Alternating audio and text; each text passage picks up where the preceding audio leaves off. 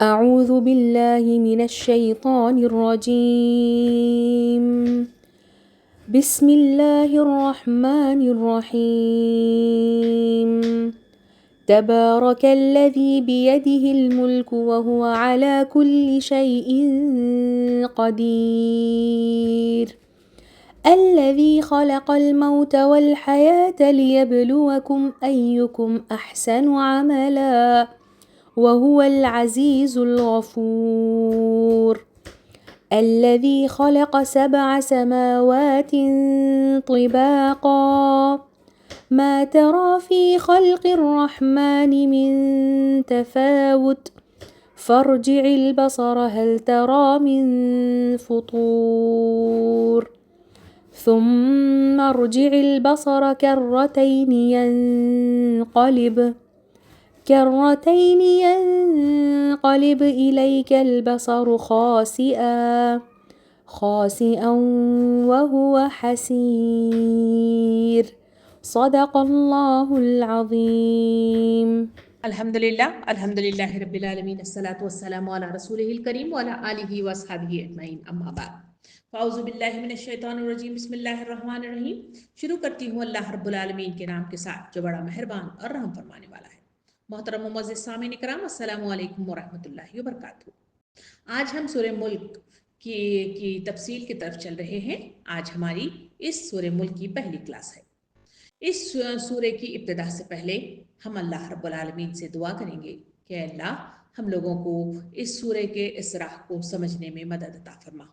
اور جو اس راہ اس مطالعے کے نتیجے میں کھل جائیں تو اس پر عمل کرنے کی ہمیں توفیق عطا فرما، اس کے مطابق ہماری زندگیوں کو بدل دے، اس کے مطابق اس زندگیوں کو ہماری ڈھال دے، اور اسی کے مطابق ہمیں ایک بہترین تابعدار بندہ بنا کر تیرا راضی شدہ اور پرہیزگار لوگوں میں ہمارا شمار کر لے، آمین۔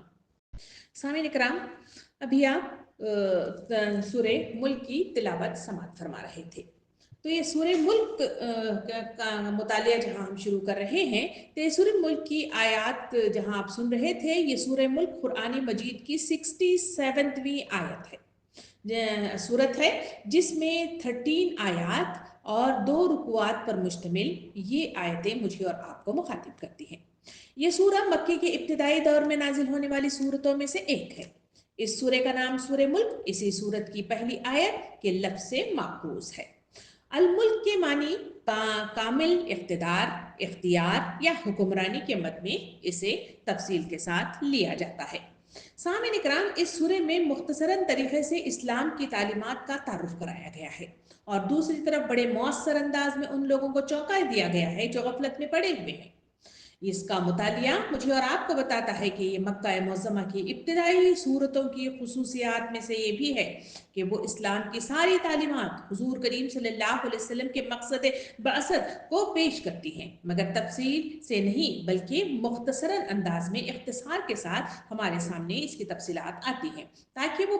بتدریج جو لوگ اس کو پڑھ رہے ہیں اس کو ذہن نشین ہوتی چلی جائیں، اور اس کے ساتھ ان میں زیادہ تر زور اس بات پر ان صورتوں میں دیا جاتا ہے مکی جو لوگوں کی غفلت دور کی جائے اور ان کو سوچنے پر مجبور کیا جائے اور ان کے سوئے ہوئے ضمیر کو بیدار کیا جائے۔ اسی مت کے لحاظ سے یہ مکی صورتیں مخاطب ہوتی ہیں۔ سامعین اکرام، جہاں اس سورہ ملک کا مطالعہ کر رہے ہیں، یہ سورہ کو احادیث کریمہ میں سورہ واقعہ یا سورہ المنجیہ کے نام سے بھی اس کو یاد کیا گیا ہے۔ واقعہ کے معنی ہے بچانے والی اور منجیہ کے معنی ہے نجات دلانے والی۔ تو اسی کی فضیلت کو بھی مختلف احادیث کریمہ کے ذریعے سے اس سورت کے سلسلے میں ہمارے سامنے آتی ہیں۔ اس کے فضائل کے تعلق سے نبی کریم صلی اللہ علیہ وسلم نے حدیث مبارکہ میں ارشاد فرمایا، یعنی یہ سورت عذاب کو روکنے والی، عذاب سے نجات دلانے والی ہے، یہ اپنے پڑھنے والے کو عذاب قبر سے بچائے گی۔ دوسری حدیث مبارکہ میں اسی فضیلت کو بیان کرتے ہوئے نبی کریم صلی اللہ علیہ وسلم نے ارشاد فرمایا کہ میرا دل چاہتا ہے کہ سورہ ملک ہر مومن کے دل میں ہو۔ اسی کو بیان کرتے ہوئے حدیث مبارکہ میں یوں آیا کہ فرمایا صلی اللہ علیہ وسلم نے کہ کتاب اللہ میں سے ایک سورت ہے جس کی آیتیں تو صرف 30 ہیں، قیامت کے دن یہ ایک شخص کی سفارش کرے گی یہاں تک کہ اس کو جہنم سے نکال کر جنت میں داخل کر دے گی، اور وہ سورہ تبارک वसी है। फिर मजीद अहादीस करीमा में इसका तफसील यूँ आई है, फरमाया नबी करीम सल्लल्लाहु अलैहि वसल्लम ने कि कुरान में एक सूरत है जो अपने साथी की शिफाअत करेगी यहाँ तक कि इसे जन्नत में दाखिल कर देती है, और वो सूरे मुल्क है। आप सल्लल्लाहु अलैहि वसल्लम के मामूल को अगर देखा जाए तो सीरत से मुझे और आपको मालूम होता है कि नबी करीम सल्लल्लाहु अलैहि वसल्लम हर रात इसको पढ़कर अपने ऊपर दम कर दिया करते थे। अहादीस करीमा में नबी करीम सल्लल्लाहु अलैहि वसल्लम ने इरशाद फरमाया, जो शख्स हर रात सूरह मुल्क पढ़ता है अल्लाह इसे अजाब कब्र से महफूज रखेगा। मोहतरम सामीन इकराम, इन तफसीलात के साथ मुझे और आपको जो मालूम होता है कि मक्की सूरत है और इसकी फजीलत ये है कि जो इसको पढ़ता है अल्लाह रब्बुल आलमीन इसकी शिफाअत को कबूल करता है और अजाब कब्र से इसे महफूज रखता है। तो इन्हीं तफसीलात के साथ आइए हम इस सूरे का बाकायदा आगाज करते हैं। तो इनकी तफसील की तरफ जाएं तो पहली सूरत जहां हम पढ़ रहे हैं, आज हम इंशाल्लाह 4 आयत पर हम इस मुफस्सिल इंशाल्लाह गुफ्तगू करेंगे। तो इसकी 4 आयतों का तर्जुमा कुछ इस तरह अल्लाह रब्बुल आलमीन बयान फरमाता है कि निहायत बुजुर्ग बरतर है वो जिसके हाथ में कायनात की सल्तनत है और वो हर चीज पर कुदरत रखता है, जिसने मौत और जिंदगी को ईजाद किया ताकि तुम लोगों को आजमा कर देखे कि तुम में से कौन बेहतर अमल करने वाला है, और वो जबरदस्त भी है और दरगुजर फरमाने वाला भी। जिसने तह बर तह 7 आसमान बनाए, तुम रहमान की तकरीर में किसी किस्म की बेरब्ती न पाओगे। फिर पलट कर देखो कहीं तुम्हें कोई खलल नजर आता है, बार बार निगाह दौड़ाओ, तुम्हारी निगाह थक कर नामुराद पलट आएगी। इन तराजिम के साथ जहां मैं और आप अल्लाह की किबरियाई को इन तमाम आयतों के अंदर इंसान को बताया जा रहा है और दूसरी तरफ इंसान के मकसद हयात की तरफ इसमें रोशनी डाली गई है। आइए एक एक आयत को लेकर इसकी तफसील की तरफ हम चलते हैं। जहां हम पहली आयत की तरफ चले तो वहां पहली आयत का तर्जुमा कुछ इस तरह, फिर एक बार पढ़ के हम आगे बढ़े। अल्लाह ताला इरशाद फरमाता है, निहायत बुजुर्ग बरतर है वो जिसके हाथ में कायनात की सल्तनत है और वो हर चीज पर कुदरत रखता है। यानी इस आयत के अंदर अल्लाह रब्बुल आलमीन ने अल्लाह के 4 सिफात का तस्करा फरमाया है। पहला है इसका मौजूद होना, दूसरा है इंतहाई दर्जे की सिफात कामिल का मालिक और सबसे बाला तर होना, नंबर 3 है आसमान और जमीन पर इसकी हुकूमत होना, और नंबर 4 है हर चीज पर इसका हाजिर होना या इख्तिदार रखना। इस तरह की जहाँ ये आयत हम पढ़ रहे हैं, इसी तरह की बहुत सारी आयतें कुरान मजीद के मुख्तलिफ पैराए में आयतों के झरोकों में मुझे और आपको नजर आते हैं। तो उनका भी हम जरा सा नजरसानी करते हुए चले तो बात को समझने में हमारे लिए आसानी हो जाएगी। इसी में जहां अल्लाह रब्बुल आलमीन सूरे फुरकान में अल्लाह ताला फरमाता है कि बड़ा बाबरकत है वो जो अगर चाहे तो इसकी तजवीज करदा चीजों में से ज्यादा बढ़ चढ़कर तुमको दे सकता है। एक नहीं बहुत से बाग जिसके नीचे नहरें बहती हैं और बड़े बड़े महलात। यानी इस आयत के अंदर वाज़ेह तौर पर अल्लाह की किबरियाई को बयान करते हुए अल्लाह रब्बुल आलमीन ने वाज़ेह तौर पर फरमाया कि अल्लाह हर चीज पर कुदरत रखने वाला है और वो बढ़ चढ़कर अता फरमाता है। यहाँ तक कि वो बागात का तस्करा है जिसे जन्नत में अल्लाह रब्बुल आलमीन ने सजाकर इंसानों के लिए इनाम की शक्ल में रखा है, और बड़े बड़े महलात चाहे वो उखरवी जिंदगी यानी मैदान जन्नत में हो या फिर मतलब जो है इस दुनियावी जिंदगी में हो, अल्लाह ताला जिसे चाहता है बेहिसाब अता करने की कुदरत रखता है। दूसरी तरफ इसी की किबरियाई को, इसकी कुदरत को, इसकी अजमत को बयान करते हुए सूरे मोमिनून आयत नंबर 15 में अल्लाह ताला इरशाद फरमाता है, बस बड़ा ही बाबरकत है सब कारीगरों से अच्छा कारीगर। यानी ये ऐसी बाबरकत मतलब जो है हस्ती है जो मतलब जो है किसी जो इसकी कारकर्दगी में कोई नुक्स मौजूद नहीं है और वो हर चीज पर कुदरत रखता है और अपनी बंदिश को मजबूत रखे हुए है। सूरे आराफ आयत नंबर 54 में अल्लाह रब्बुल आलमीन इसी किबरियाई को, अल्लाह की बड़ाई को यूं इरशाद फरमाता है और इसी का अमर है कि बड़ा बाबरकत है, अल्लाह सारे जहानों का मालिक और परवरदिगार है। यानी अल्लाह रब्बुल आलमीन सिर्फ इस जमीन زمین کا نہیں بلکہ آسمانوں پر بھی ہونے والی تمام کارکردگی میں وہ اسی کا مالک ہے، اور زمین کے اندر جتنی بھی چیزیں مدفون ہیں ان کی کارکردگی کو بھی سر انجام دینے پر معمور کرنے والا آقا بھی وہی ہے، اور زمین کے اوپر چلنے والے جاندار اور اگنے والے تمام نباتات ان سب کی مطلب جو ہے کارکردگی کو ان کے راہ پر لگانے والا وہ اللہ رب العالمین ہے۔ اس کی طرف اللہ تعالیٰ یہاں واضح طور پہ فرماتا ہے۔ سامعین کرام، جہاں ان تمام آیتوں کو اگر نکال کر دیکھا جائے اس میں تبارک کا لفظ بڑی تفصیل کے ساتھ آتا ہے۔ یہ تبارک لفظ جو ہے وہ برکت سے مبالغہ کا صیغہ بیان کیا جاتا ہے۔ برکت میں رفعت اور عظمت، افزائش اور فراوانی اور مطلب جو ہے دوام و ثبات اور کثرت خیرات و حسنات کے مفہومات اس میں شامل ہے۔ اس سے جب مبالغہ کا صیغہ تبارک مطلب ملایا جاتا ہے تو اس کے معنی یہ ہوتے ہیں کہ وہ بے انتہا بزرگ و برتر اور عظیم ہستی ہے، اپنی ذات اور صفات اور افعال میں اپنے سوا ہر ایک سے بالا تر ہے، بے حد و حساب بھلائیوں کا فیضان اس کی ذات سے ہو رہا ہے، اور اس کے کمالات لازوال ہیں جو میں اور آپ اپنی زندگی میں دیکھتے رہتے ہیں کہ کس طرح سے زندگی کے اندر جو اونچ نیچ ہوتی ہے ان سب کو بھلائی کی طرف موڑنے والا، ان کی صحیح کارکردگی کو اس دنیا کے اندر لگانے والا وہ ساری مطلب جو ہے اگر قوتیں ہیں تو اللہ رب العالمین کے پاس ہیں۔ سامعین کرام، برکت کے اصل معنی ہیں نمود، نمائش اور بڑھوتری کے، اور اسی کے ساتھ لفظ میں جہاں لفظ تبارک استعمال کیا گیا ہے اس میں رفعت اور عظمت کا مفہوم بھی شامل ہوتا ہے، اور ثبات اور جماؤ کا بھی مطلب اس میں مفہوم شامل ہو جاتا ہے۔ پھر سب مفہومات کے ساتھ خیر اور بھلائی کا تصور لازماً اس میں شامل ہو جاتا ہے، اور اللہ کی نہایت بابرکت ہونے کا مطلب یہ ہے کہ ان کی خوبیوں اور بھلائیوں کا کوئی حد اس میں موجود نہیں ہے، بے حد و حساب خیرات اس کی ذات سے پھیل رہی ہیں، اور وہ سب مطلب جو ہے بلند و بالا تر ہستی کے ذمے ہے، کہیں جا کر اس کی بلندی ختم نہیں ہوتی، اس کی یہ بھلائی اور رفعت مستقل ہے، عارضی نہیں ہے، کبھی اس کو زوال نہیں آتا ہے، جتنا ہم اس کا اندازہ کریں اس سے زیادہ اس کو ہم پا رہے ہیں، حتیٰ کہ اس کے خیرات کا سلسلہ کہیں جا کر ختم نہیں ہو رہا ہے۔ اس معنی پر غور کر کے دیکھا جائے تو یہ بات سمجھ میں آتی ہے کہ تخلیق انسانی کے مراتب بیان کرنے کے بعد فتبارک اللہ کا مطلب جو ہے جو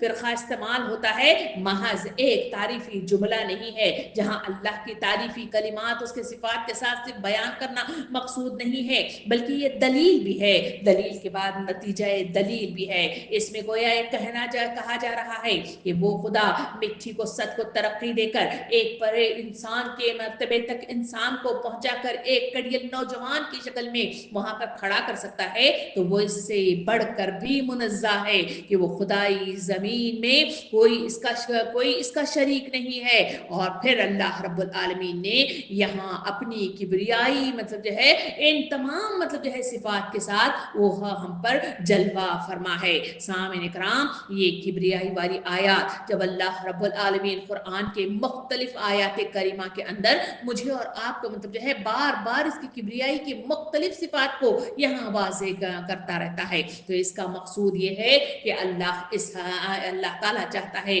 کہ انسان اس کی کبریائی کو تسلیم کر لے، تب اس کی کبریائی کو تسلیم کرے گا، اس کی تمام کارکردگی پر یقین کرے گا، اور تمام مطلب جو ہے کما حقہ اس پر یقین کامل کے ساتھ جب آگے بڑھنے لگ جائے گا تو پھر شرک جیسے گناہ سے وہ پاک ہو جائے گا، کسی کے آگے گھٹنے ٹیکتے ہوئے، کسی کے آگے سجدہ ریز ہوتے ہوئے وہ اپنے آپ کو بچا لے گا، اور ایک خدا کی طرف رجوع ہو کر جب وہ آگے بڑھے گا تو اس کے لیے عقائد میں مضبوطی آئے گی، اس کو خدا کو پہچاننے میں آسانی آئے گی، اور اسی کے نتیجے میں وہ اللہ رب العالمین کو ڈھونڈ نکال کر اس کی طرف آگے بڑھنے میں اسے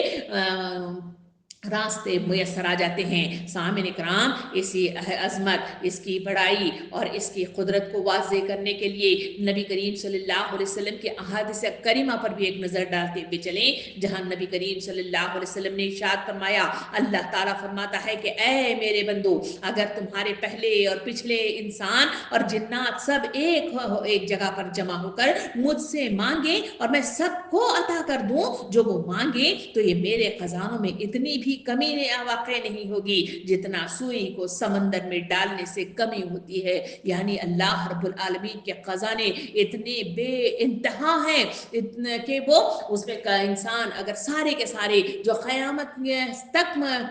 लोग जो इब्तिदा से लेकर क़यामत तक जितने पैदा हुए हैं वो सारे के सारे उठ खड़े होकर अगर अल्लाह के पास मांगे और उन्हें अता कर दे तो इस हदीस के ज़रिए से बताया गया कि अल्लाह के ख़ज़ानों में कोई कमी वाक़ई नहीं होगी। सामईन इकराम, दूसरी हदीस मुबारका में इसी की किबरियाई को बयान करते हुए अल्लाह के रसूल सल्लल्लाहु अलैहि वसल्लम ने उम्मत मुस्लिमा को ज़हन नशीन कराते हुए यूं अपने अक़वाल मतलब जो है दर्ज करवाए कि नबी करीम सल्लल्लाहु अलैहि वसल्लम ने इरशाद फरमाया, क़यामत के दिन अल्लाह ताला इंसान आसमानों को लपेट लेगा और इन्हें अपने दाएं हाथ में पकड़ कर फरमाएगा कि मैं बादशाह हूँ, कहाँ है ज़मीन के बादशाह। यानी ये वो अल्लाह रब्बुल आलमीन की वो तख्लीक है जिसे वो दुनिया पूरी दुनिया को अपने एक हाथ में उठाकर वो मतलब जो है पुकार करेगा मैं हूँ बादशाह, कहाँ है वो ज़मीन के बादशाह। वो किब्र करते हैं, गुरूर करते हैं, बड़ाई करते हैं और अपने आप को समझते हैं कि हम ही हैं और वो अल्लाह रब्बुल आलमीन सारी कायनात को चला रहा है।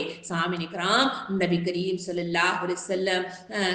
इरशाद फरमाते हैं कि अल्लाह के 99 नाम हैं जो इन्हें याद करेगा और इस पर अमल करेगा वो जन्नत में दाखिल होगा। ये वो किबरियाई सिफात हैं जो 99 नामों के साथ मेरे और आपके सामने अहादीस करीमा के जरिए से आते हैं। इसी वजह से इसको मतलब जो है कहा गया जो इसको याद करेगा तो फिर वो जन्नत में दाखिल होगा। क्या सिर्फ याद करने के नतीजे में जन्नत का दाखिला आसान हो जाता है? जबकि कुरान मजीद में मतलब जो है तफसील के साथ आया, अगर तुम कहो कि हम ईमान लाए तो क्या तुम जन्नत में दाखिल हो जाओगे? सामईन इकराम, याद करने का मतलब ये है कि जब इंसान इन 99 नामों के साथ तकरार के साथ इसको याद दहानी अपने जहन में बिठा लेगा तो खुद ब खुद अल्लाह की किबरियाई इसके जहन में बैठ जाएगी, अल्लाह पर एतमाद और यकीन बढ़ता चले जाएगा। इसी के नतीजे में ईमान की कैफियत में इस्तिकामत आना शुरू हो जाएगी और इसी के नतीजे में वो आगे बढ़कर इस दुनिया के अंदर अकामत दीन के क़याम के लिए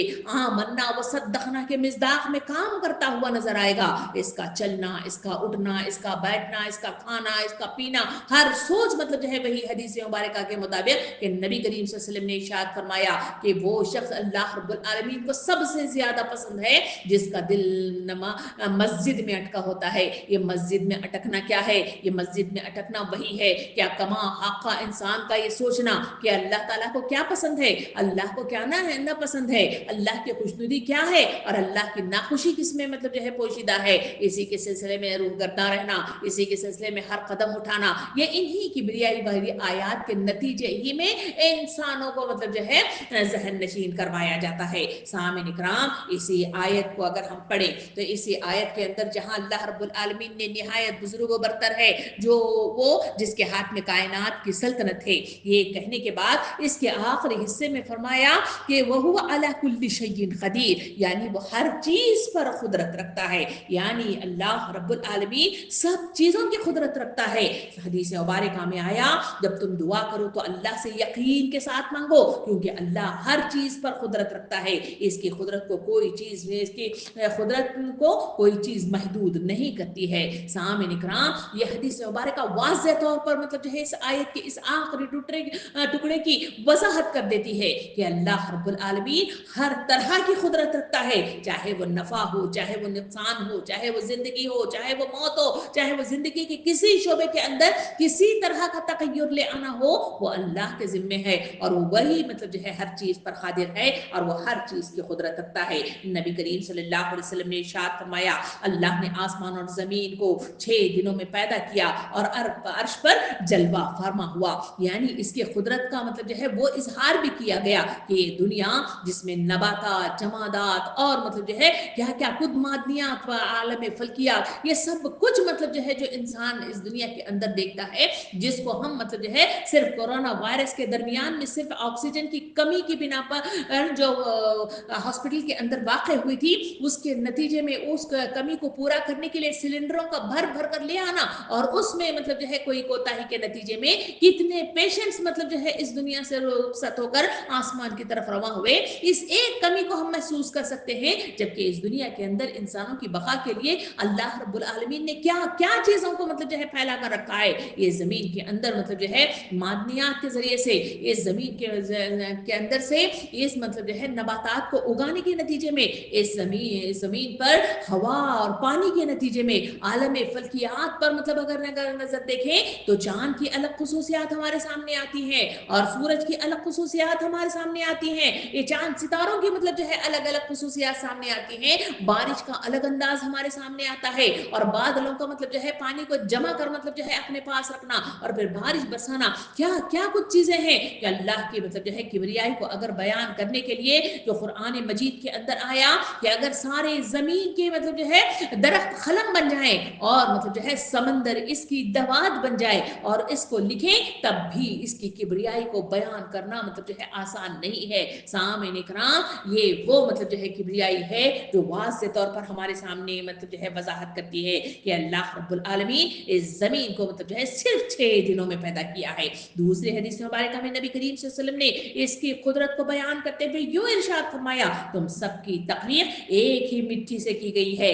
اور تمہاری روحیں اللہ کے حکم سے پیدا کی گئی ہیں. یعنی ہمارا مطلب جو ہے پیدا ہونا ہماری اپنی کوئی قدرت یا ہمارے ماں باپ کی اپنے کی طرف سے کوئی مطلب جو ہے قدرت نہیں ہے بلکہ اللہ رب العالمین کے چاہ کے نتیجے ہی میں اگر ہمیں اس دنیا میں اتارنا تھا تو وہ زہروں کو ماں کے پیٹ میں مطلب جو ہے رحم میں اسے پرورش پلوا کر اس زمین پر لے آتا ہے اور اسے مطلب جو ہے پروان چڑھانے میں ساری مطلب جو ہے مسخر کی ہوئی چیزیں اس کے مطابق وہ عمل پیرا ہوتی ہے اور اسی کے نتیجے میں اس کی مدد کرتی ہے اور وہ مطلب جو ہے کڑیل نوجوان کی شکل میں اس منظر آنکھ پر آ جاتا ہے. سامعین اکرام یہ بات کہتے ہوئے دوسری حدیث مبارکہ میں نبی کریم صلی اللہ علیہ وسلم نے اللہ کی قدرت کو بیان کرتے ہوئے یوں ارشاد فرمایا اللہ بندے کو آزماتا ہے وہی اس آزمائش کو دور کرنے پر قادر ہے اور جس پر چاہے رحم کرے اور جسے چاہے آزمائے. یعنی اس دنیا کے اندر میں اور آپ دیکھتے ہیں معاشی اعتبار سے کوئی کمزور ہے تو معاشی اعتبار سے کوئی بہت زیادہ خوشحال ہے.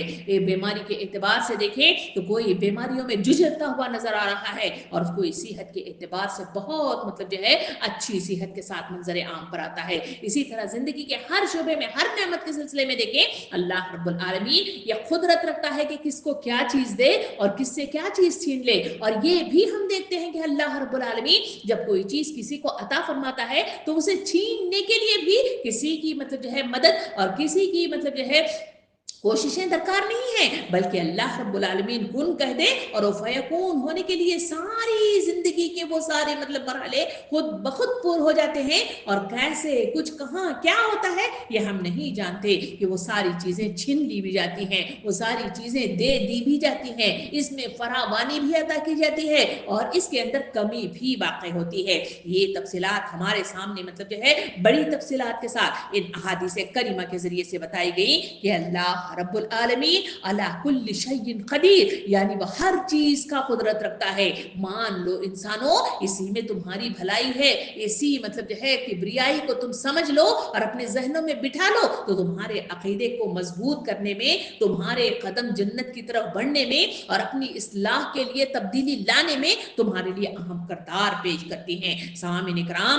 مطلب جو ہے آیات کا مطالعہ کریں تو سورہ ملک کی 5 ابتدائی آیات کا مطالعہ مجھے اور آپ کو بتاتا ہے کہ اللہ رب العالمین نے انسان کو احساس اس میں دلایا ہے کہ جس کائنات میں رہتا ہے وہ انتہائی منظم اور محکم مطلب جو ہے سلطنت ہے جس میں ڈھونڈنے سے بھی کوئی عیب یا نقص یا خلل تلاش نہیں کیا جا سکتا. اس سلطنت کو عدم سے وجود میں بھی اللہ ہی نے لایا ہے اور اس کی تدبیر بھی مطلب جو ہے انتظام اور فرما روائی کے تمام اختیارات کی سارے کے سارے اللہ ہی کے ہاتھ میں ہیں اور اسی کی قدرت لامحدود ہے. اس کے ساتھ اللہ رب العالمین نے ان تفصیلات کے ساتھ نیکسٹ آیت کی طرف مطلب جو ہے آگے بڑھتا ہے. آئیے ان تفصیلات کو سمجھنے کے بعد ہم دوسری آیت کی طرف چلیں. دوسری آیت میں اللہ رب العالمین ارشاد فرماتا ہے کہ وہاں کہا گیا الذی خلق الموت والحیات لیبلوکم ایکم احسن عملا. پھر فرمایا وهو العزیز الغفور. فرمایا اور جس نے موت اور زندگی کو ایجاد کیا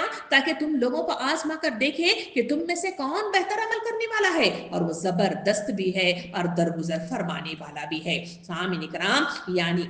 यहाँ इस आयत को मतलब जो है पढ़कर देखें तो इसमें 4 बातों का तस्करा मेरे और आपके सामने आता है। नंबर 1 इसमें कहा गया कि मौत, नंबर 2 तस्करा आया जिंदगी, नंबर 3 मतलब जो है तस्करा आया इंसान को आजमाया जाना, और नंबर 4 मतलब जो है इसमें आया वो है नेक अमल करना। और आयत के आखिरी में अल्लाह रब्बुल आलमीन ने अपनी सिफत को ले आकर इस मतलब जो है आयत को तकमील तक पहुंचाया कि वो जबरदस्त भी है और दरगुजर फरमाने वाला भी है। सामीन इकराम, इस आयत को जब मैं और आप पढ़ रहे हैं तो इस आयत में इंसान को बतलाया जा रहा है कि इंतहाई हाकिमाना निजाम ने वो बेमकसद इंसान को पैदा करके भेजा हुआ नहीं है, न इसकी तकलीफ किया हुआ है, बल्कि यहाँ इसे इम्तिहान के लिए भेजा गया है और इस इम्तिहान में वो अपने हुस्ने अमल ही से कामयाब हो सकता है। इसी के लिए अल्लाह रब्बुल आलमीन ने दुनिया में इंसानों के मरने जीने का सिलसिला इसने इसीलिए शुरू किया है। इस आयत के जरिए से वाज़ेह तौर पे बताया गया कि इसके इम्तिहान ले और ये देखे कि किस इंसान का अमल ज्यादा बेहतर है। इस मुख्तसर से फिर जो जुमला है जो इन मतलब जो है आयत में हम पढ़ रहे हैं, ये जुमला मुझे और आपको बहुत सारी हकीकतों की तरफ इशारा करके बहुत सारे दरवाजों को खोल देता है अगर इस पर गौर फिक्र करें तो अगर हम देखें तो इसमें पहला दरवाजा जो खुल जाता है वो ये है कि मौत और हयात इसी की तरफ से है, यानी अल्लाह ही की तरफ से है, कोई दूसरा न जिंदगी बख्शने वाला है न मौत देने वाला है। ये वाज़ेह तौर पर इस आयत के जरिए से मेरे और आपके सामने बात को खोल कर पेश कर दिया गया, क्योंकि मैं और आप मतलब जो है जिंदगी का मतलब जो है मुआवजा करते हैं, जिसके अंदर मैं और आप देखते हैं कि अगर किसी बच्चे की पैदाइश के लिए माँ बाप कितनी ही तकोदो करते रहे, डॉक्टर कितना ही इलाज करते रहे, मगर अल्लाह चाहे तो उसको उस नुतफे को एक इंसानी शक्ल में ढाल सकता है और किसी को बच्चा देना किसी को बच्चा न देना, उस बच्चे को साबित मतलब जो है सेहतमंदी के साथ इस दुनिया में ले आना, ये अल्लाह की अपनी खुदरत पर मुनहसर है। और फिर रह गया मौत का मसला, जहां मैं और आप देखते हैं कि जितनी भी मतलब जो है कोशिशें करके देख लें, कितने भी सेहतमंद इंसान की शक्ल में हम मंजर आम पर आए, कितने ही डॉक्टर मतलब जो है इलाज करके अपनी साइंसी तहकीकात को बरोए कार ले आए, जितना ही पैसा इस मतलब जो है इंसान को बचाने के लिए, इसकी जिंदगी को बहाल करने के लिए इंसान कितनी ही कोशिशें करता हुआ रह जाए, मगर जहां अल्लाह रब्बुल आलमीन अगर इसकी मियाद मुद्दत को खत्म करना चाहता है तो फिर कोई ऐसी ताकत दुनिया के अंदर मौजूद नहीं है। प्यारों का गिड़गिड़ाना, बार बार मतलब जो है उठे हुए हाथ का आसमान की तरफ उठना, ये सारा कुछ बेमानी नजर आता है जो इस आयत के जरिए से वाज़ेह तौर पर मेरे और आपके सामने आता है। सामने इकराम, दूसरे दरवाजा इस आयत के जरिए से जो खुलता है वो ये है कि इंसान जैसी एक मखलूक जो है, जो नेकी और बदी करने की कुदरत जिसे अता फरमाई है, जिसे आजादी अता की गई है, इसकी न जिंदगी बेमकसद है और ना ही मौत इसकी, क्योंकि खालिक कायनात ने इसे यहाँ इम्तिहान के लिए पैदा किया। इस आयत के जरिए से वाज़ेह तौर पे बताया गया कि जिंदगी इसके लिए इम्तिहान की मोहल्लत है और मौत ये के मानी ये है कि इसके इम्तिहान का वक्त खत्म हो गया है। ये वो वजाहत है जो वाज़ेह तौर पर इंसानों को ज़हन नशीन कर लेना चाहिए। ये दुनिया में वो खुद अपने तौर पर नहीं आता, उसे जब भेजा गया है तो एक मकसद अजीम के तहत भेजा गया है, बेकार नहीं है। वहां उसकी जांच पड़ताल की जाएगी और ना इसकी मतलब जो है जिंदगी बेमकसद है और ना ही मौत है, बल्कि यहाँ अल्लाह रब्बुल आलमीन इसकी जांच पड़ताल के लिए मुख्तलिफ वसाइल जरूर देता है और वहां उसकी जांच करता है। इसके बाद मतलब जो है मुझे और आपको तीसरा दरवाजा इसी आयत के रो से जो खुलता है वो है तदब्बुर का। वो ये है कि इस इम्तिहान के कर्ज से खालिक कायनात ने हर एक को अमल का मौका दिया है ताकि वो दुनिया में काम करके अपनी अच्छाई या बुराई का इजहार कर सके और अमलन ये दिखा दे कि वो कैसा इंसान है। सामईन इकराम, ये वो मतलब जो है चीज है जिसको मुझे और आपको समझना चाहिए, क्योंकि इंसानों को अल्लाह रब्बुल आलमीन ने आजादी तो जरूर दी है, मगर इस आजादी का सही इस्तेमाल उसके लिए कामयाबी का जामिन बन सकता है, और अगर उससे वो रूगर्दानी करता है वो अपने लिए वबाल ही को मतलब जो है पुकार अपनी तरफ बुला लेता है। सामईन इकराम, अच्छाई बुराई का मतलब जो है पैमाना अल्लाह रब्बुल आलमीन ने आयात करीमा के जरिए से और सीरत रसूल के जरिए से मेरे और आपके सामने वाज़ेह कर दिया, और जो नेक अमल करेगा वो कामयाब होगा, जो बुरा अमल करेगा वो अपने लिए नुकसान उठाएगा। اسی میں چوتھی مطلب جو ہے جو چیز میرے اور آپ کے لیے آنکھوں کو کھولنے کے لیے اس آیت کے ذریعے سے جو دروازہ کھلتا ہے وہ یہ ہے کہ خالق کائنات نے دراصل اس بات کا فیصلہ کرنے والا ہے کہ کس کا عمل اچھا ہے اور کس کا برا ہے۔ اعمال کی اچھائی اور برائی کا معیار تجویز کرنا امتحان دینے والے کا کام نہیں ہے بلکہ امتحان لینے والے کا کام ہے، لہٰذا جو بھی امتحان میں کامیاب ہونا چاہیے اسے معلوم کرنا ہوگا کہ امتحان لینے والے کے نزدیک احسن مطلب عمل یا اچھا عمل کیا ہے۔ یہ وہ اہم مطلب جو ہے سوچ ہے جو مجھے اور آپ کو یہ آیت بار بار پکار کر کہہ رہی ہے کہ لوگوں اس دنیا کے اندر تمہاری مطلب جو ہے بے مقصد مطلب جو ہے تشریف آوری نہیں ہے، بلکہ یہاں پر تمہارا مطلب جو ہے ٹیسٹنگ کیا جا رہا ہے، اور یہاں تمہاری اچھی برائی کا مطلب جو ہے جو پیمانہ ہے وہ مطلب جو ہے ٹیسٹنگ لینے والا مطلب جو ہے متعین کر رکھا ہے۔ تم مطلب جو ہے اس میں کوئی مطلب جو ہے تبدیلی نہیں لا سکتے۔ اس کے لیے تمہیں معلوم کرنا ہوگا کہ اللہ رب العالمین کے نزدیک کون سا عمل مطلب جو ہے قابل قبول ہے، تبھی کہیں جا کر تمہاری کامیابی اور تمہاری مطلب جو ہے یہ آیات مدت مطلب جو ہے ختم ہونے کے بعد تمہارے لیے مطلب جو ہے پکڑ مطلب جو ہے لازمن ہے، اور وہاں تمہاری کامیابی اسی عمل کے دار و مدار پر ہے۔ اور پانچواں در اس آیت کے ذریعے سے جو کھلتا ہے وہ یہ ہے کہ نقطہ خود مطلب جو ہے امتحان کے مفہوم میں ہمارے سامنے پوشیدہ نظر آ رہا ہے، وہ یہ ہے کہ جس شخص کا جیسا عمل ہوگا اسی کے مطابق اس کو جزا دی جائے گی، کیونکہ اگر جزا نہ ہو تو سرے سے امتحان لینے کا کوئی معنی ہی نہیں رکھتا۔ یعنی واضح طور پہ یہاں پہ بتایا گیا کہ دراصل مطلب جو ہے یہاں پہ جو زندگی اور موت کا جو پیمانہ رکھا گیا ہے وہ دراصل یہی امتحان یہی ٹیسٹنگ ہے، اور اگر اس کا کوئی ٹیسٹنگ ہی نہیں ہے، کوئی امتحان مطلب جو ہے بے معنی اس وقت ہوتا ہے جب اس کو مطلب جو ہے صحیح جزا مطلب جو ہے یا سزا نہ دی جائے تو پھر مطلب جو ہے امتحان بے معنی ہی رہ جاتا ہے۔ سامعین کرام، جیسا کہ میں نے آپ کو ان آیت میں مطلب جو ہے 5 حصے مطلب جو ہے تفصیل سے بتائے تھے کہ موت، زندگی، عمل یا اعمال، اور پھر مطلب جو ہے اس میں آزمانا، اور پھر اللہ کی کبریائی کو اس میں 5 حصوں میں بیان کیا گیا تھا۔ جہاں لفظ موت کے ساتھ مطلب جو ہے جہاں اس کی شروعات ہوتی ہے کہ ہم نے موت اور زندگی کو ایجاد کیا ہے، سامعین کرام یہاں لفظ مطلب جو ہے موت کا مطلب جو ہے تذکرہ دیکھیں تو سورہ آل عمران آیت نمبر 185 میں اللہ رب العالمین ارشاد فرماتا ہے ہر جان موت کا مطلب جو ہے مزہ چکنے والی ہے، اور تمہیں تمہارے اعمال کا پورا بدلہ قیامت کے دن دیا جائے گا۔ یعنی واضح طور پہ بتایا گیا کہ کوئی ایسی مطلب جو ہے زیرو اس دنیا کے اندر موجود نہیں ہے جسے موت ہی نہ آئے، جس کا خاتمہ ہی نہ ہو، ایسا مطلب جو ہے ممکنات میں سے نہیں ہے، چاہے وہ انبیاء کرام ہو، چاہے مطلب جو ہے امت کا کوئی بھی مطلب جو ہے شخص ہو، وہ تمام مطلب جو ہے اس دنیا سے لازماً ایک دن اٹھ کر مطلب جو ہے اللہ کے پاس ضرور پہنچ جائیں گے۔ نبی کریم صلی اللہ علیہ وسلم نے ارشاد فرمایا کوئی نفس اس وقت تک دنیا سے نہیں جائے گا جب تک کہ اس کا رزق اور عمر مکمل نہ ہو جائے، تو رزق کے معاملے میں جلدی نہ کیا کرو۔ یعنی واضح طور پہ بتایا گیا کہ لوگوں تم مطلب جو ہے زیادہ سے زیادہ اس دولت کے سلسلے میں مطلب جو ہے تقویٰ کرتے رہتے ہو، یہ رزق تو مطلب جو ہے جتنا نصیب میں ملنا ہے وہ قدرت اللہ رب العالمین کے پاس ہے اور اسے عطا کرتا ہے، اور تمہاری مطلب جو ہے میعاد مدت اسی وقت مطلب ختم ہوگی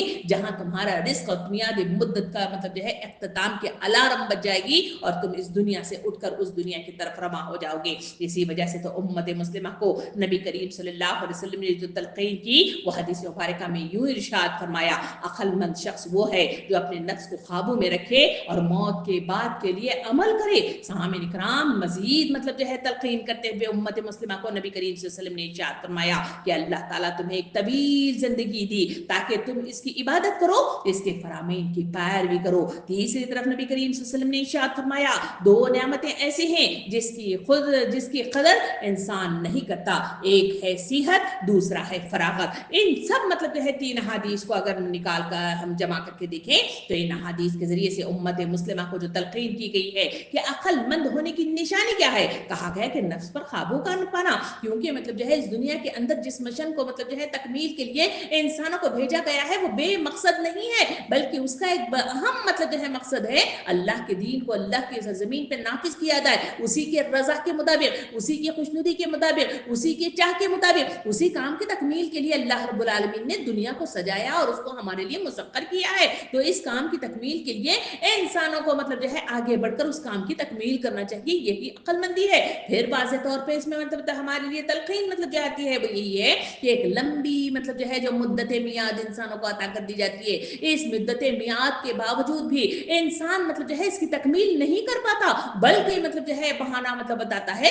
وقت مجھ کو نہیں بندگی کے لیے، بندگی چھوڑ دی زندگی کے لیے۔ یہ صدا مجھے اور آپ کو مطلب جو ہے ہر معاشرے کے ہر گھر میں ہر نفس کے اندر مطلب جو ہے زبانوں سے ادا ہوتی بھی نظر آتی ہے، جبکہ حقیقت مطلب جو ہے عقل مندی مطلب جو ہے وضاحت کرتے پہ ہمارے سامنے بتایا گیا کہ طویل زندگی تمہیں عطا کی گئی ہے اس کی عبادت کے لیے، اس کے فرامین کی پیروی کرنے کے لیے۔ اسی وجہ سے تو اللہ کے رسول صلی اللہ علیہ وسلم نے کتنی اچھی بات فرمائی کہ انسانوں کو دو نعمتیں عطا کی گئی جو بیش بہا نعمتیں ہیں، وہ ہے صحت اور فراغت۔ یہ مطلب جو ہے وہ چیزیں ہیں جس میں انسان مطلب جو ہے اللہ کے فرامین کو جو اپنی زندگی میں نافذ کرنے کے لیے، اس زمین پہ نافذ کرنے کے لیے تک و دو کر سکتا ہے، مگر انسانوں کی زندگی کا یہ حال ہے کہ وہ لغو میں پڑھ کر اور مطلب جو ہے لغویات میں مطلب غرقاب ہو کے حب دنیا اور حب خواہشات کا پجاری بن کر وہ مطلب جو ہے نفس پر قابو نہیں پاتا۔ سامعین کرام، حیات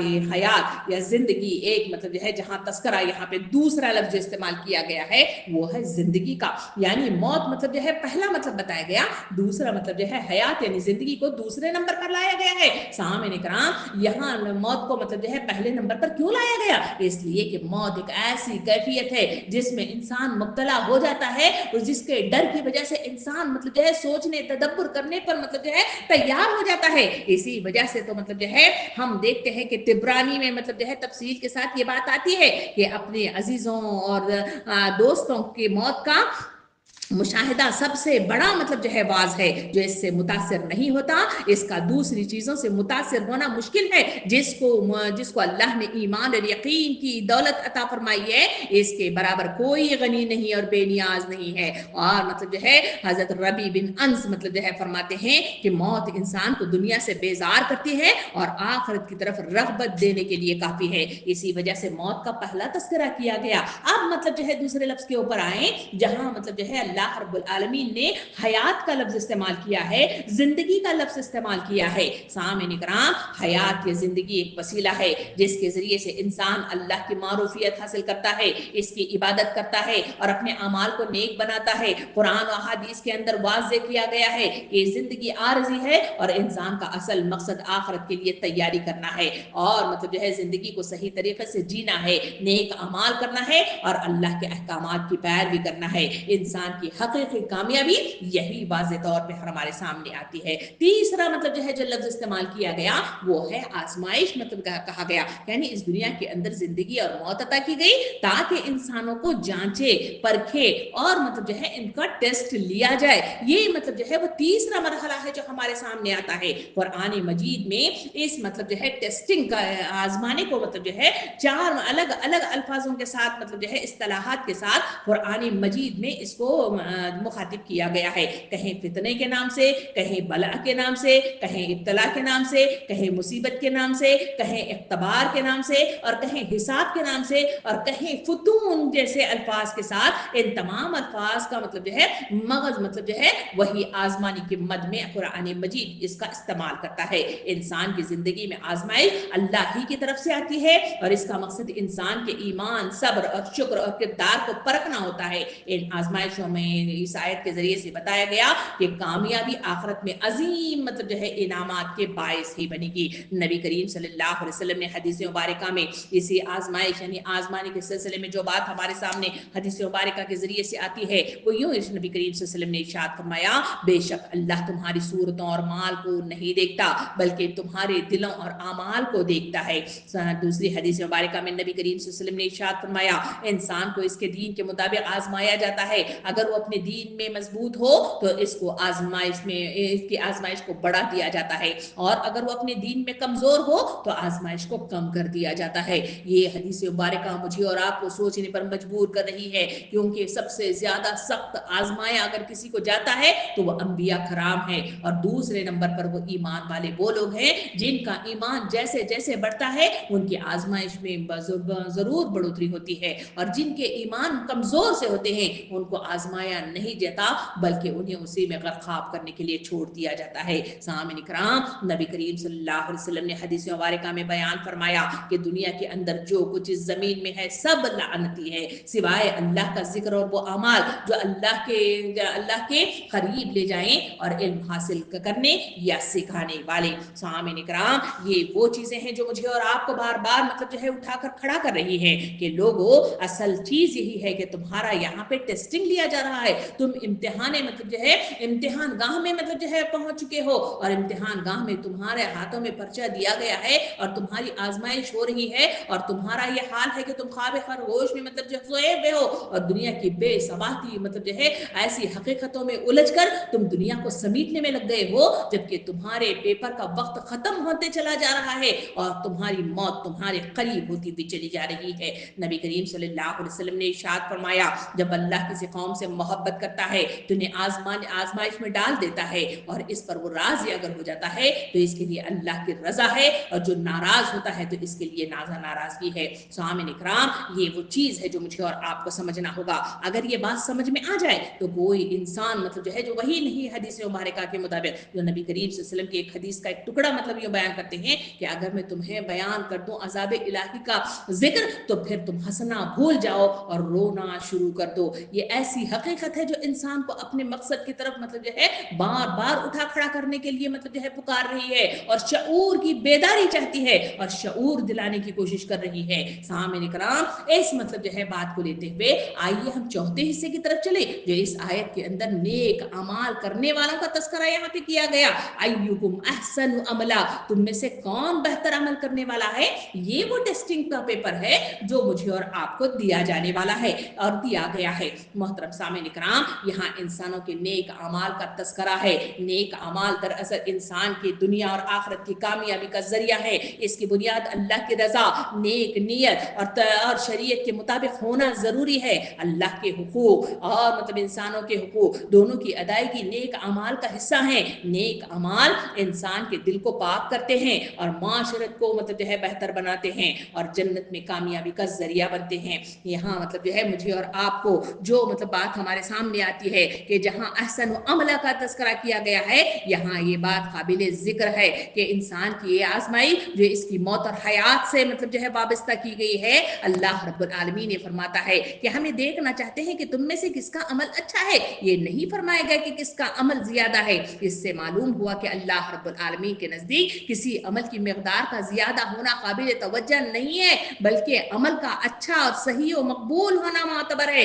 اسی لیے قیامت میں انسان کے اعمال کو گنا نہیں جائے گا بلکہ تولا جائے گا، جس میں بعض ایک ہی عمل کا وزن ہزاروں اعمال سے بڑھ کر مطلب جو ہے دکھایا گیا ہے۔ سامعین کرام، نبی کریم صلی اللہ علیہ وسلم نے مطلب جو ہے ایک بار اسی آیت کا تذکرہ فرمایا اور احسن و عملہ تک مطلب جو ہے تلاوت فرمائی، اور پھر مطلب جو ہے مخاطب ہو کے فرمایا احسن و عملہ یعنی وہ شخص ہے جو اللہ کے حرام کی بھی چیزوں سے سب سے زیادہ پرہیز کرنے والا ہے اور اللہ کی اطاعت میں ہر وقت مستعد یعنی مطلب جو ہے بہت زیادہ ہوشیار اور چوکنا رہتا ہے۔ یہ تمام باتیں جو مطلب جو ہے اس آیت کے ذریعے سے ہمارے سامنے مطلب جو ہے آئیں، تو یہ باتیں مطلب جو ہے اللہ رب العالمین ان تمام باتوں کے اختتام کے ساتھ آخری مطلب جو ہے ٹکڑے کی طرف آتا ہے۔ پانچویں چیز وہ ہے اللہ کی کبریائی، کہ اللہ تعالیٰ زبردست ہے اور درگزر فرمانے والا ہے۔ اس بات کی مفصل تفصیل مجھے اور آپ کو سورہ زمر کی آیت نمبر 53 مطلب جو ہے واضح طور پر بیان کرتی ہے۔ آئیے اس کا ترجمہ سن لیں۔ اللہ رب العالمین اپنی قدرت اور زبردست مطلب جو ہے ہستی کے ہونے کا مطلب جو ہے کس طرح مطلب جو ہے بیان کرتا ہے۔ اللہ تعالیٰ فرماتا ہے کہ کہہ دو اے میرے وہ بندو جنہوں نے اپنی جانوں پر زیادتی کی ہے، اللہ کی رحمت سے مایوس نہ ہو، یقیناً اللہ تمام گناہوں کو معاف کر دیتا ہے، بے شک وہ بخشنے والا اور رحم فرمانے والا ہے۔ یعنی کتنی بڑی پیاری مطلب جو ہے انداز میں انسانوں کو مطلب جو ہے واضح कर दिया गया कि मेरे बंदो जिन्होंने मतलब जो है अपनी जानों पर ज्यादती की, गुनाह मतलब जो है कर लिए हैं,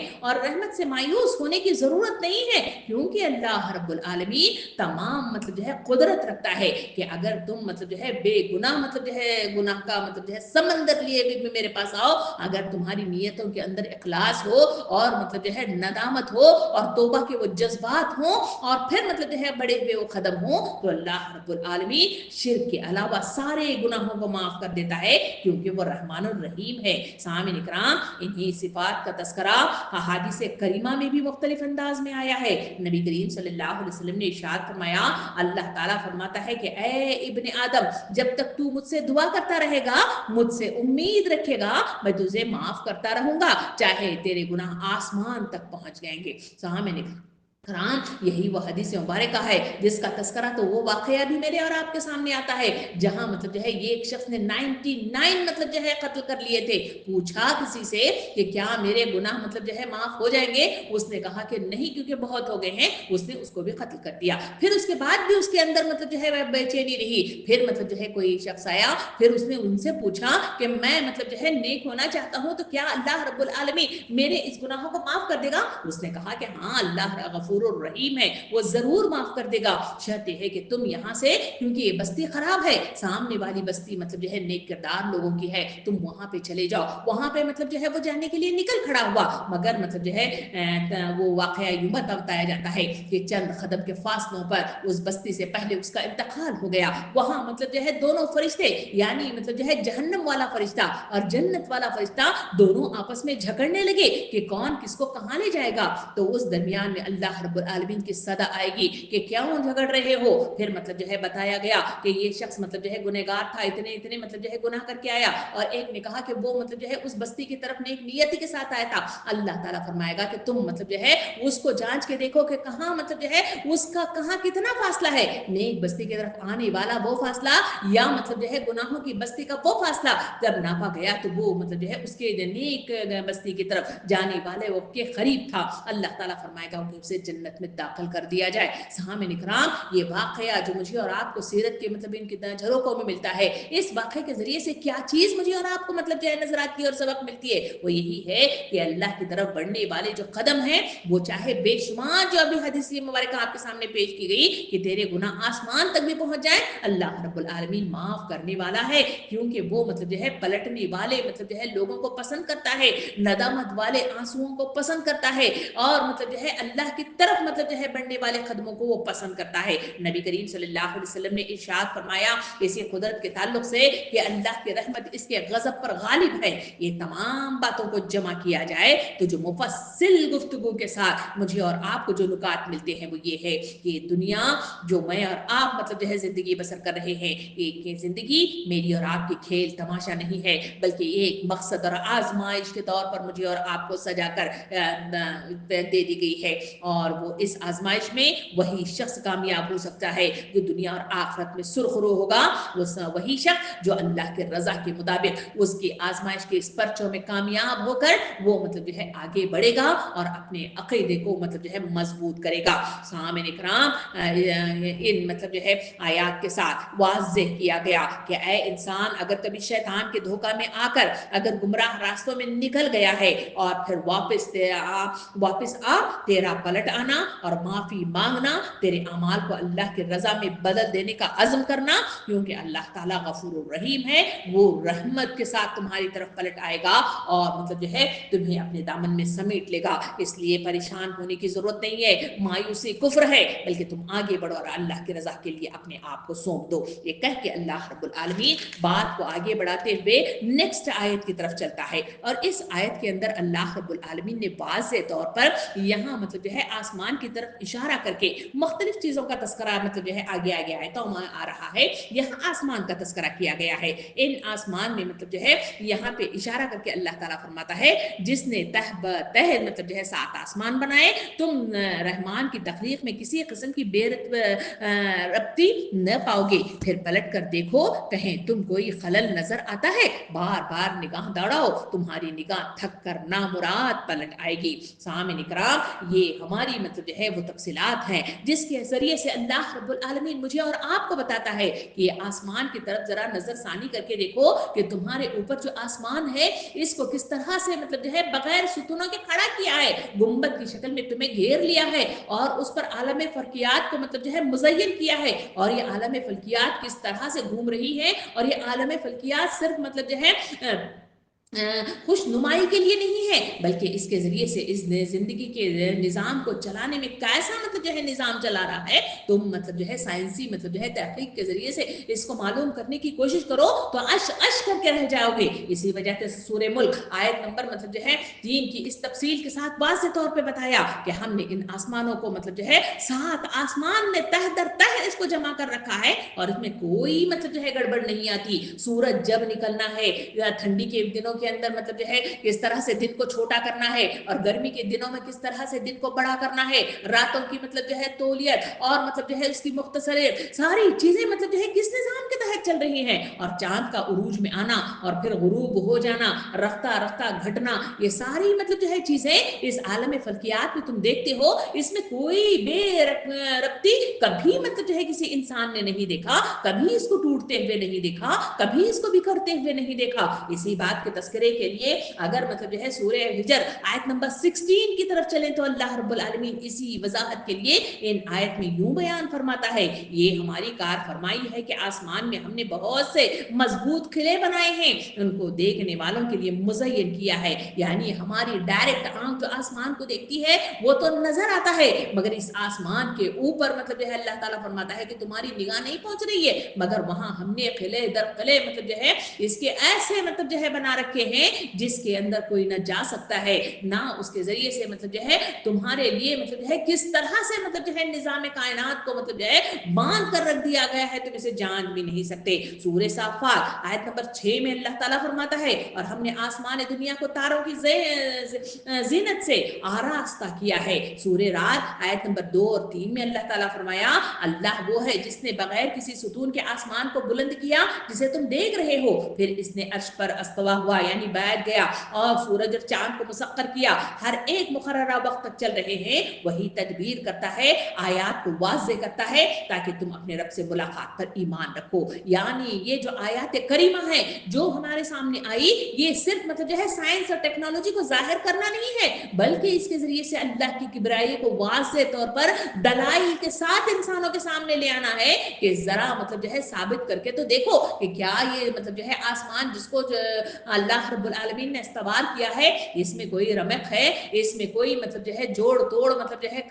کیا اس میں کمی بیشی ہوتی ہے، کیا اس نظام کو جس طرح سے مطلب جو ہے ہم دیکھتے ہیں کہ گرمیوں کے موسم میں ہمیشہ مطلب جو ہے شٹ ڈاؤن مطلب جو ہے ہماری الیکٹریسٹی کا ہوتا ہے، گھر کے اندر دیکھتے ہیں کہ جو چیز عمارتیں ہم بناتے ہیں وہ عمارتیں کچھ سالوں کے بعد ٹوٹ پھوٹ جاتی ہیں، کئی مطلب جو ہے ایسی چیزیں دنیا کے اندر مثالوں کے ذریعے سے ہم دیکھتے ہیں، مگر مطلب جو ہے عالم فلکیات کے اندر جب سے مطلب جو ہے دنیا بنی ہے قیامت تک کا مطلب جو ہے دیکھیں یا پھر آج مطلب جو ہے زندگی ہماری ہے تو اب تک دیکھیں کہ کبھی کوئی چیز مطلب جو ہے اس میں خلل پیدا ہوئی، کیا اس کے اندر کوئی بے ربطی آئی، جو اس کی طرف یہاں پہ واضح طور پہ فرما کر اللہ رب العالمین نے سورہ رات کی 2 اور 3 میں اللہ تعالیٰ فرمایا تاکہ تم اپنے رب سے ملاقات پر ایمان رکھو۔ یہ وہ مقصد عظیم ہے جو ان آیتوں کا تذکرہ ہمارے سامنے اللہ رب العالمین کرتا ہے۔ سامعین کرام، یہاں لفظ تفاوت استعمال ہوا ہے، اس کے معنی ہے عدم تناسب، ایک چیز کا دوسری چیز سے مطلب جو ہے میل نہ کھانا یا بے جوڑ ہونا، بس اس کا ارشاد کا مطلب یہ ہے کہ پوری کائنات میں تم کہیں بد نظمی،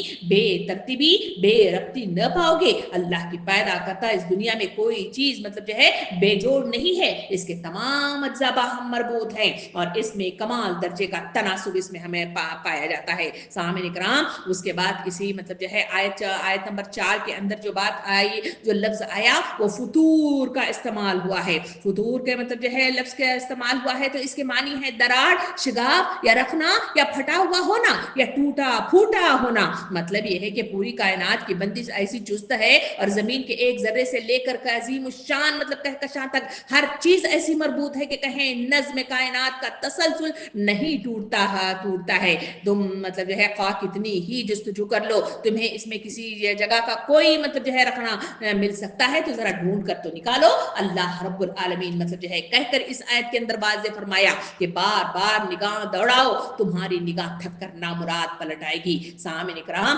ان 4 آیتوں کو سامنے رکھ کر اس اسباق کی طرف چلے تو اللہ رب العالمین مجھے اور آپ کو ان 4 آیتوں میں فرماتا ہے کہ اللہ تعالیٰ بزرگ ہے، وہ ساری کائنات کا اقتدار رکھنے والا ہے، وہ ایسی قدرت رکھتا ہے کہ اس کا صرف ایک لفظ کن کہنا وہ ساری چیزوں کو فیکون ہونے کے لیے مطلب جو ہے کافی ہے۔ اس بات کو سمجھو، جب اس بات کو سمجھو گے تو تمہارے لیے اللہ کی طرف بڑھنا مطلب جو ہے مشکل نہیں ہوگا، اس کے عقیدے میں مضبوطی پیدا کرنا مشکل نہیں ہوگا، بلکہ اس کو ڈھونڈ نکال کر اس میں استقامت پیدا کرنا تمہارے لیے آسان ہو جائے گا۔ اسی وجہ سے تو اللہ تعالیٰ نے انسانوں کی زندگی کو دوسرے پوائنٹ کے ساتھ ان آیتوں میں سمجھایا کہ لوگوں، تمہاری زندگی کا اصل مقصد مطلب جو ہے اقامت دین کا قیام ہے۔ تمہارے لیے زندگی موت مطلب جو ہے واضح طور پہ پیدا کر دی گئی ہے کہ زندگی تمہاری وہ حیات ہے جس میں تمہیں آزمایا جائے گا، تمہارے لیے میعاد مدت ادا کی جائے گی اور اس کے ذریعے سے تمہیں کام پر لگایا جائے گا۔ کون سا کام؟ اللہ کی خوشنودی والا کام، اللہ کی رضا والا کام،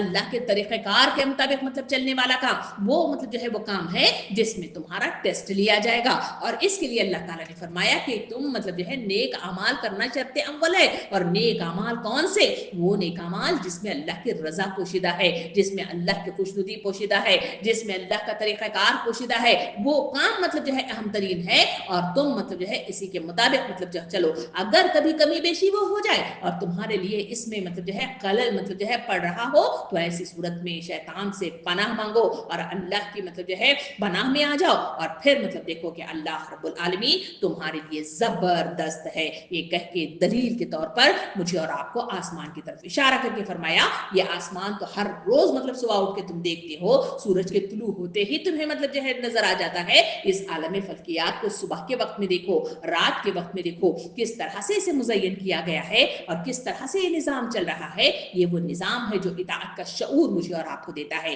اس کی مطلب جو ہے آگاہی دیتا ہے، یہ کام کرو، اسی میں تمہاری بھلائی ہے، اسی میں تمہاری نجات ہے، اور یہی وہ طریقہ کار ہے تمہارے لیے جو مطلب جو ہے جنت کی طرف جانا تمہارے لیے آسان ہو جاتا ہے۔ اللہ رب العالمین سے دعا ہے کہ مجھے اور آپ کو کہنے سننے سے زیادہ عمل کرنے کی توفیق عطا فرمائے، اور ان آیتوں کے اسرار کو سمجھنے اور اس کے مطابق اپنے آپ کو ڈھالنے اور اس میں تبدیلی پیدا کرنے کی مجھے اور آپ کو شعور اور آگاہی عطا فرمائے۔ آمین۔ وآخر الدعوانا ان الحمد للہ رب العالمین۔